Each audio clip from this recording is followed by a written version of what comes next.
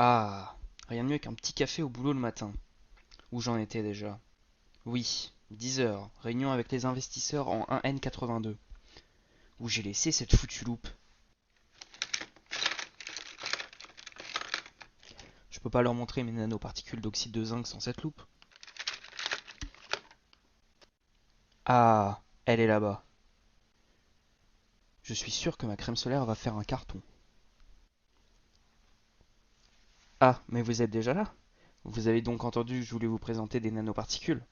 Bon, laissez-moi vous expliquer en quoi leur utilisation est géniale. Une nanoparticule est un objet dont les trois dimensions dans l'espace sont de taille nanométrique, soit inférieure à la centaine de nanomètres. Les nanoparticules sont de plus en plus utilisées pour leurs propriétés fascinantes, notamment pour leurs propriétés vis-à-vis de la lumière. Vous me voyez venir, j'utilise les nanoparticules pour nous protéger des UV quand je les introduis dans une crème solaire. Mais ce n'est pas la seule solution. Saviez-vous qu'il existe deux grands types de crèmes solaires vendues par les marques? Eh oui, regardons quelles sont les différences. Magnéto.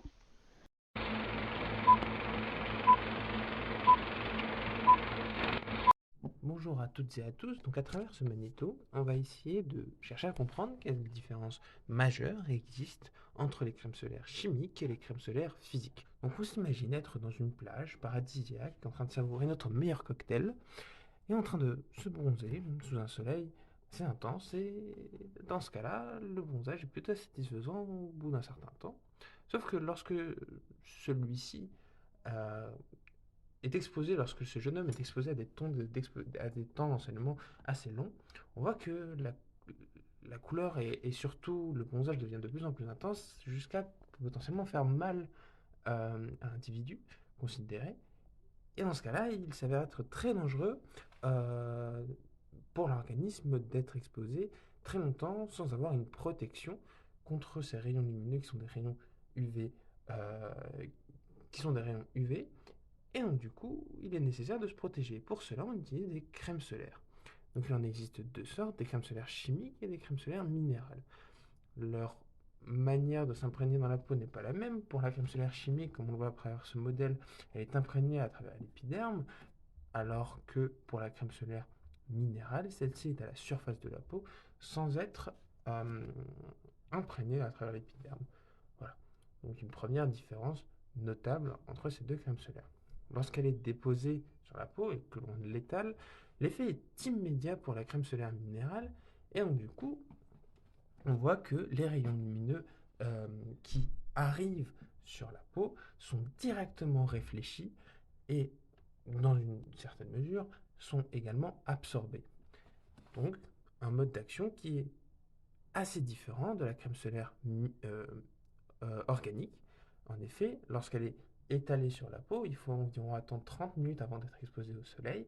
Et dans ce cas-là, la crème solaire, lorsque les rayons lumineux arrivent sur la peau, sont absorbés et, et dans un second temps sont également réémis. Et donc du coup, ce mode d'action, les deux crèmes solaires n'ont pas le même mode d'action et sont toutes les deux efficaces à leur manière, les deux crèmes solaires. C'est là que j'interviens. Les nanoparticules, quand elles sont dispersées dans une crème solaire, protègent des UV car elles reflètent, diffusent et absorbent en même temps ces dangereux rayons lumineux. J'en ai mis sur ma main.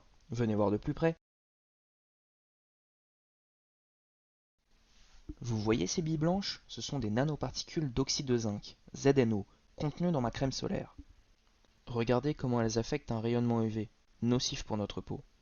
Ce que font majoritairement ces nanoparticules, leur plus grand effet, c'est de réfléchir ces rayons UV, comme un miroir. Les UV ne peuvent donc pas atteindre notre épiderme et sont renvoyés loin de notre peau.